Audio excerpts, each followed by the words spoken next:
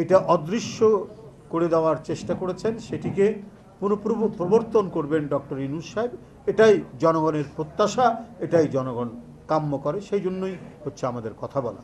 যেটা অসীম এখানে বলেছে যে কেন এটা সুস্পষ্ট করছেন না, কেন এই দ্বিধা দ্বন্দ্বের মধ্যে দোলাচ্ছেন মানুষের হৃদয়কে, পেন্ডুলামের মধ্যে ডিসেম্বর না জুন এর মধ্যে দোল খাচ্ছে কেন, এটা সুস্পষ্ট করুন।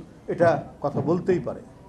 আর আমরা যেটা বলতে চাই যে 60 লক্ষ মামলা, আমি জানি না যে আমাদের মামলা প্রত্যাহার হয়েছে কি, প্রায় উকিল খবর দেয় কালকে কিন্তু আসবেন, আজকে একটা মামলা উঠতে পারে। কেন আজকে আমাদেরকে দিনের পর দিন, মাসের পর মাস কোর্টের বারান্দায় আমাদেরকে লেফট রাইট করতে হয়েছে, আমাদেরকে কুইক মার্চ করে ওখানে হাঁটাহাঁটি করতে হচ্ছে, নির্মমভাবে আমাদেরকে এজলাসের মধ্যে দাঁড় করে রেখেছে। ম্যাজিস্ট্রেট যে আমার ছোট ভাইয়ের চেয়ে ছোট ভাই, তার কি নির্মম নিষ্ঠুরতা, সে আমাদেরকে যদি আমরা বেঞ্চে বসি সে ধমক দিয়ে বলতো যে কাঠগোড়ায় বসাও।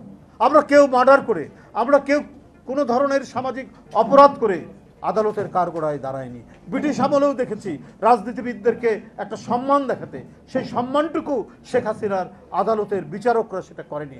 আমাদের জোর করে, জবরদস্তি করে, পুলিশকে দিয়ে আমাদেরকে কাঠগোড়ানোর মতো দাঁড় করিয়ে যত ধরনের অপমান, যত ধরনের লাঞ্ছনা গঞ্জনা করার দরকার সেটা করেছে।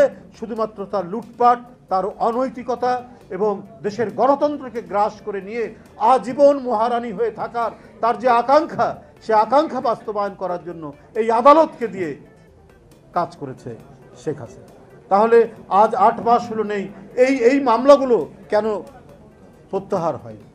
অনেকেই বলতে পারেন প্রধান উপদেষ্টা, আমরা শুনেছি তার মামলা সব প্রত্যাহার হয়ে গেছে।